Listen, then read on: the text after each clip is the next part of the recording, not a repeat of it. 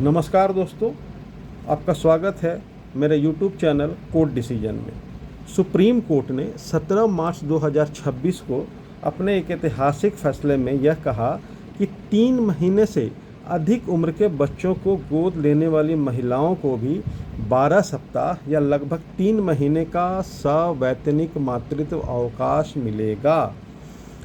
कर्नाटक की वकील हमसा नंदिनी नंदूरी के द्वारा दायर की गई जनहित याचिका पर यह फैसला उठाया है। उन्होंने सामाजिक सुरक्षा संहिता की धारा 60 की उपधारा 4 को चुनौती दी थी, जिसमें यह उल्लेख है कि 3 महीने से ज़्यादा उम्र के बच्चों को गोद लेने पर मैटरनिटी लीव या मातृत्व अवकाश नहीं मिलेगा। उनका तर्क था कि उम्र से जुड़ा यह प्रतिबंध संविधान के अनुच्छेद 14 का उल्लंघन है। सामाजिक सुरक्षा संहिता 2020 की धारा 60 की उपधारा 4 में यह प्रावधान था कि गोद लेने वाली मां को मैटरनिटी लीव तभी मिलेगी जब गोद लिया गया बच्चा 3 महीने से कम उम्र का हो। सुप्रीम कोर्ट ने इस प्रावधान को अनुच्छेद 14 यानी समता और अनुच्छेद 21 यानी गरिमा में ढंग से जीवन जीने के अधिकार को उल्लंघन मानते हुए इस धारा को असंवैधानिक ठहरा दिया या इस धारा को निरस्त कर दिया। जस्टिस पारदीवाला और जस्टिस महादेवन की बेंच ने साफ किया कि गोद लिए गए बच्चे की उम्र जितनी भी हो, गोद लेने वाली महिला को मैटरनिटी लीव का या मातृत्व अवकाश का अधिकार मिलना ही चाहिए। कोर्ट ने अपने आदेश में यह स्पष्ट किया कि बच्चे को जन्म देने वाली माता की तरह ही बच्चे को गोद लेने वाली माता को भी मैटरनिटी लीव मिलनी चाहिए। कोर्ट का मानना है कि बच्चे को देखभाल की ज़रूरत उम्र पर निर्भर नहीं करती है। कोर्ट ने 3 महीने की उम्र सीमा को हटाते हुए कहा, यह भेदभाव करने वाला नियम है। कोर्ट ने कहा कि बड़े बच्चे को गोद लेने वाली मां को भी बच्चे के साथ भावनात्मक रिश्ता बनाने और देखभाल के लिए समय की ज़रूरत होती है। कोर्ट का यह फैसला न केवल कामकाजी महिलाओं के लिए एक बड़ी राहत है, बल्कि यह हमारे समाज की सोच को भी आईना दिखाता है, जो मातृत्व को केवल एक जीव विज्ञान तक ही सीमित मानती है। यह आदेश एक ऐसे नए युग की आहट है जहां न्याय ने तकनीकी बारीकियों से ऊपर उठकर मानवीय संवेदनाओं और समान अधिकारों को प्राथमिकता दी गई है और सामाजिक सुरक्षा कोड 2020 की धारा 60 की उपधारा 4 को असंवैधानिक करार दिया है। अभी तक का कानून विसंगतियों से भरा था और व्यवहारिक धरातल पर कमज़ोर था। इसके तहत बच्चों को गोद लेने वाली महिलाएं मातृत्व अवकाश के अधिकार तभी थी जबकि गोद लिया गया बच्चा 3 महीने से कम उम्र का होता है।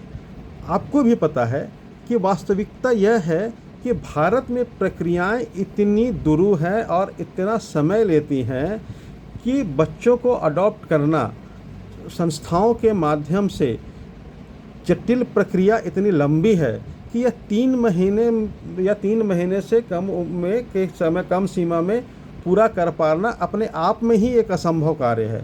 तो आप समझ सकते हैं कि यह 3 महीने से की जो धारा 3 महीने का जो समय दिया गया था, यह इसका कोई भी लॉजिकल औचित्य नहीं था।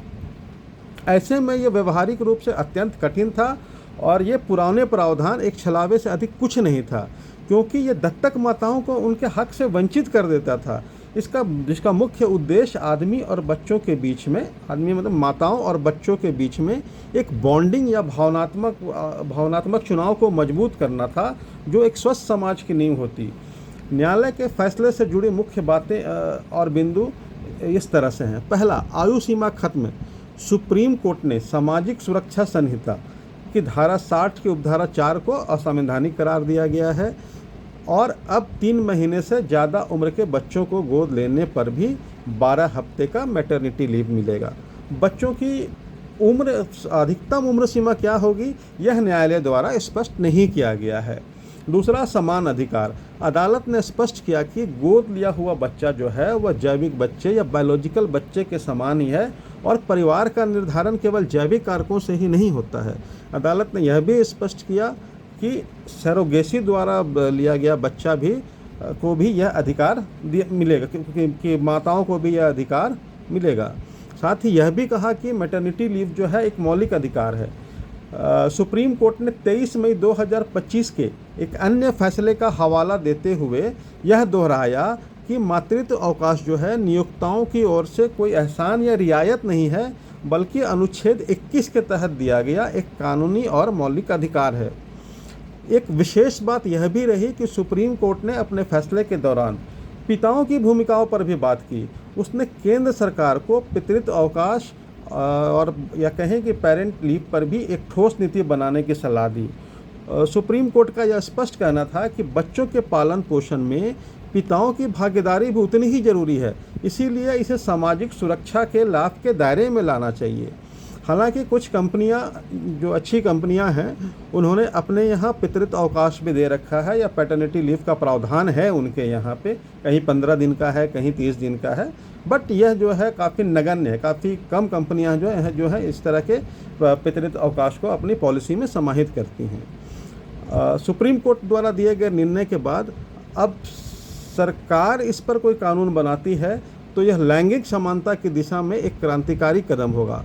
अब जिम्मेवारी जो है यह सरकार या निजी संस्थाओं की है कि वे अपनी नीतियों में इस संवेदनशीलता को शामिल करें और एक नए क्रांतिकारी युग की शांत ढंग से शुरुआत करें। सो दोस्तों, आपको यह मेरा वीडियो पसंद आया होगा, यदि ये आपको ज्ञानवर्धक लगा होगा तो ज़रूर इसे लाइक करें, शेयर करें और कमेंट करें। अगले सुप्रीम कोर्ट द्वारा निर्णय के लिए इस चैनल को देखते रहें, सब्सक्राइब करें। Thank you.